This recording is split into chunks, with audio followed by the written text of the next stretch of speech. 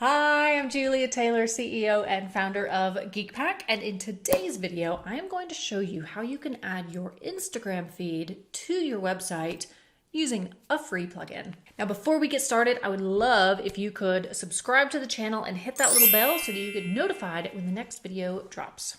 So the plugin that we're going to be using today is called Smash Balloon Social Photo Feed, previously called Instagram Feed. As with most WordPress plugins, there is a paid version and a free version. However, most people will find that the free version is more than enough. All right, let's get started.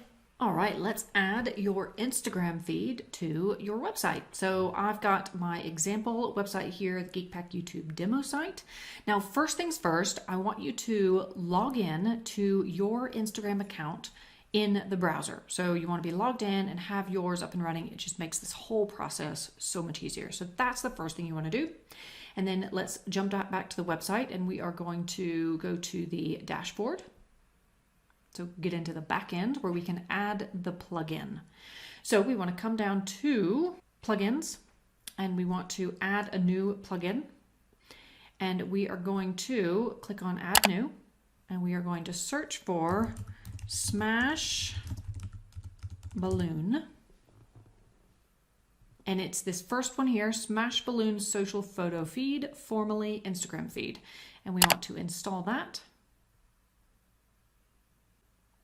and then activate. Okay, once that is installed and activated, it brings us back to our plugin page. So we want to come down here and find our Smash Balloon Instagram Feed plugin and click on Settings. Next, we want to connect our Instagram account. So let's click on this big blue button.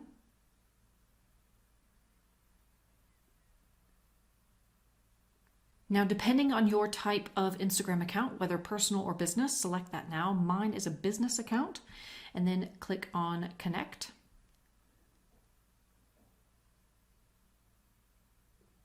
And because I use a business Instagram account, it has brought me through to connect kind of as if through Facebook. So if you're using a personal Instagram account, it might look slightly different. It might take you to something that looks more like Instagram versus Facebook. But what you really want to do is just give them permission and let them have access. So I will hit continue as Julia Taylor. And then I will select Julia the Geek and next. Okay, and then I want to find the business account that is linked as well, and that's also Julia the Geek, and hit next.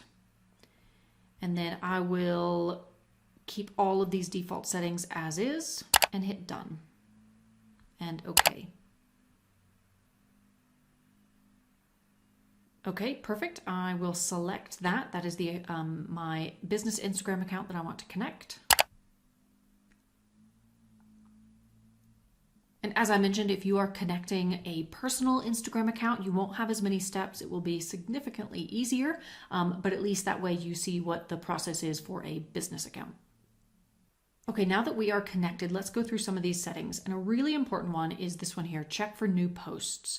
So depending on how often you post to Instagram is what you want to change this to, because this is really important for site speed and load time, because checking every hour, that's just running in the background that it doesn't need to.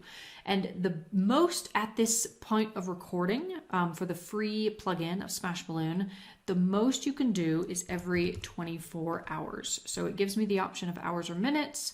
So I'm going to do the most that we can do. So every day, this will check for new posts and update the feed. So I would recommend you go for the largest amount of time. Unless you post to Instagram multiple times a day, then you could change that and make it a little bit less. But once you've picked that, go ahead and hit Save Changes. Okay, so once we've done that, let's go up to number 2 to customize.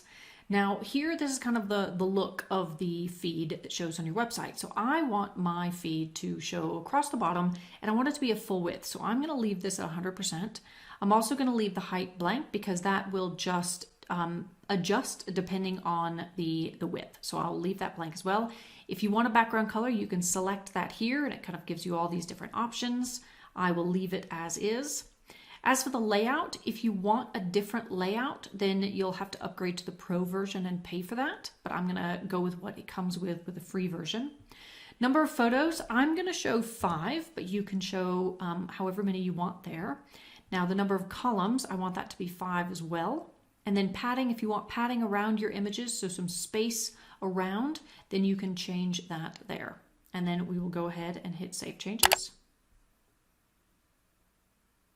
All right, so another option here that I didn't mention before was to disable the mobile layout. So if you do not want your Instagram feed to show when your website is viewed on a phone, then you would check that box.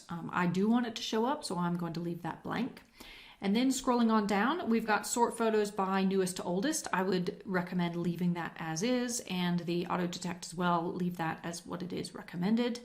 And then we've got some more pro features here. So if you do choose to upgrade to the pro version of the plugin, you'll have more options here. I'm just going to show the free version. And here in the header section, you can say whether or not you want to show the feed header, so your Instagram handle, the size of the header, and the bio text. If you want that to show up as well, you can change the header text color. We've got caption. These are more pro options here. And then the load more button and the follow button. This is where we can have some custom colors in there. So for fun, I'm going to put in a background color for the button and for the load more and for the follow button. So I'm going to hit select color and I'm going to put in this hex code here. Perfect. And the button text color, I think I just want that to be white. And then for the follow button, let's go with a blue color. Perfect. And then again, let's go with this as white. And then you can also change the button text. So you could, this says load more, follow on Instagram, but maybe we want this to be check out GeekPack on Instagram. And then we have, let's see, more pro settings and some more things here. I would say have a look through if you want to change anything specifically, but that can all be left as is. And then we will say save changes.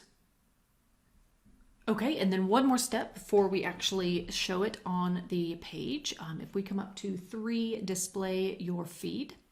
And depending on how your website is built and what you have used to build it will depend on how you will display the feed. The most common way, and how I'm going to show you here, is with this short code. So this brackets, Instagram dash feed, close brackets, that's what you want. So I'm going to right click and hit copy. So I've copied that, and now I will show you where to put it in the back end of your website.